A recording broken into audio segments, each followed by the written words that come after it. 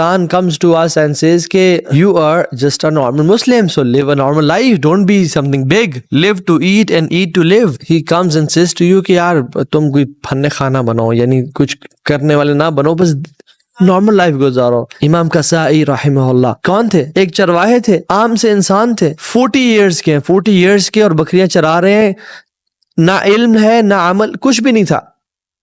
ایک ماں اپنے بچے کو لے کے جا رہی ہے اور کھینچ کے جا رہی ہے کہ بیٹا جا کے قرآن سیکھو اور قرآن پڑھو، لیکن بیٹا رو رہا ہے کہ میں نے نہیں پڑھنا قرآن، میں نے نہیں جانا اس مدرسے میں یا اس انسٹیٹیوٹ میں، اور ماں کھینچ رہی ہے اور وہ بحث کر رہا ہے. تو سامنے وہ ایک چرواہا بکریاں چرا رہا ہے جس کا نام قصائی تھا.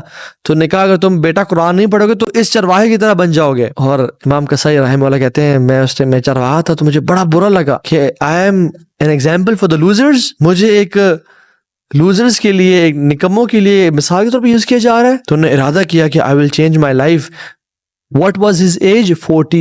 He gathered ilm from the scholars of Kufa and Basra and Baghdad and debated with people, and he was a contemporary. امام قصائی رحمہ اللہ 40 سال کی عمر میں شروع کرتے ہیں اپنی پڑھائی، and he became the contemporary of Sibawayh. سبحان اللہ، huge, became giant, started at the age of 40, so it's never too late.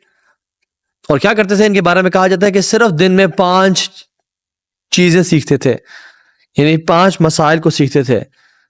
So consistency, بے شک آپ دن میں 5 کام کریں لیکن روزانہ کی بیسس پہ کریں، you will achieve big things in life. اور آپ کو یہ بات صحیح طرح تب سمجھ آئے گی جب آپ امیجن کریں گے یا قبرستان وزٹ کریں گے اور مسلمانوں کی قبروں کو دیکھیں گے، and you will realize that Muslims in their graves when they see the realities of the آخرہ، اور جب وہ ملائکہ کو دیکھ لیتے ہیں اور جب وہ اپنی قبر میں ہیں اور اصل گھر میں پہنچ چکے ہیں، they are wishing, they wish کہ ہمارے نام پہ کاش کوئی صدقہ دے دے، کاش ہمارے نام پہ کوئی orphanage بنا دے، کاش ہمارے نام پہ کوئی کنواں کھدوا دے، کوئی اچھا کام کر جائے جو ہمیں آج ادھر بینیفٹ پہنچا دے. they are wishing in their graves right now کہ ہم اب اٹھ کے کام کریں یا ہمارے لیے کوئی کام کروا دے، ہم اتنی ایفرٹ نہیں ڈال کے آ گئے. they are wishing کہ ہمارے لیے کاش کوئی محنت کر دے، لیکن انہوں نے کبھی محنت نہیں کی.